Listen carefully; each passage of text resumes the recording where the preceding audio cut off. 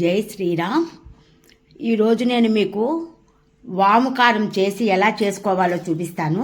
కారం లేని పచ్చిమిరపకాయలు తీసుకోవాలండి. అలాగని అవి 1/2 కిలో తీసుకున్నాను. వాము ఒక 1/2 కిలోకి ఎక్కువగా తీసుకున్నాను. వీటిని మనం ముందుగా చిన్న ముక్కలుగా కట్ చేసుకోవాలండి. ఇలాగ ఎందుకంటే మిక్సీ చేసినప్పుడు అన్నీ అవ్వవు కదా, అందుకోసమని ఇలా అన్నీ కట్ చేశాక మిగతా ప్రాసెస్ నేను చూపిస్తాను. కొద్దిగా ఇలా కట్ చేసుకున్నానండి. పచ్చిమిరపకాయలన్నీ కట్ చేసుకుని కొద్దిగా చాపర్లో వేసుకుని దీన్ని మనం చాప్ చేసుకుంటాం. ఇలా కట్ చేసుకున్నాం కదా అండి. ఇప్పుడు వాటిని మనం మిక్సీ జార్లోకి తీసుకుని మిక్సీ చేసుకుందాం. ఈ రకంగా మనం మిక్సీ చేసుకోవాలి. మిక్సీ చేసుకుని ఈ గిన్నెలోకి తీసేసుకుందాం. ఒక బౌల్లోకి తీసుకుని దీన్ని పక్కన పెట్టుకుందాం.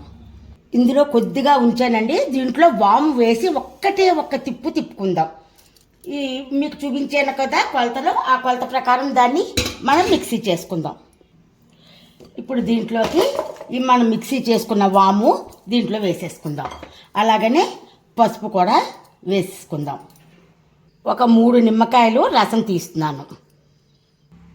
ఇప్పుడు దీంట్లో గ్లాస్ వాము కదండి, 1/2 గ్లాసు ఉప్పు, అలాగనే 3 నిమ్మకాయల రసం వేసి దీన్ని శుభ్రంగా కలిపేసుకుందాం.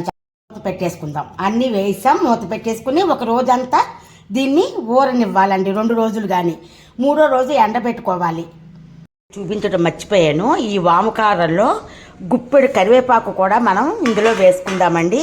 వేసుకుని దీన్ని చక్కగా కలిపేసి ఇది కూడా ఊరబెట్టాలన్నమాట.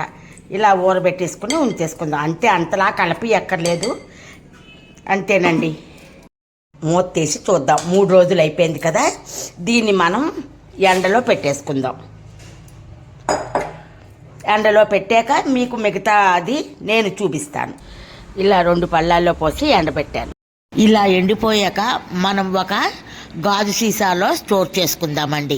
ఇది 2 సంవత్సరముల వరకు కూడా నిల్వ ఉంటుందండి. ఇది కడుపు నొప్పి కానీ, పిల్లలకి కానీ, పెద్దవాళ్ళకి కానీ కడుపు నొప్పి వచ్చినప్పుడు, లేదా నోరు చికాకుగా ఉన్నప్పుడు ఇది కొద్దిగా నెయ్యి వేసి వేచుకుని మనం అన్నంలో కలుపుకొని తింటే సూపర్గా ఉంటుందండి. చాలా టేస్టీగా ఉంటుంది. ఈ వీడియో నచ్చినట్టయితే లైక్ చేయండి, కామెంట్ చేయండి, బెల్ ఐకాన్ క్లిక్ చేయండి.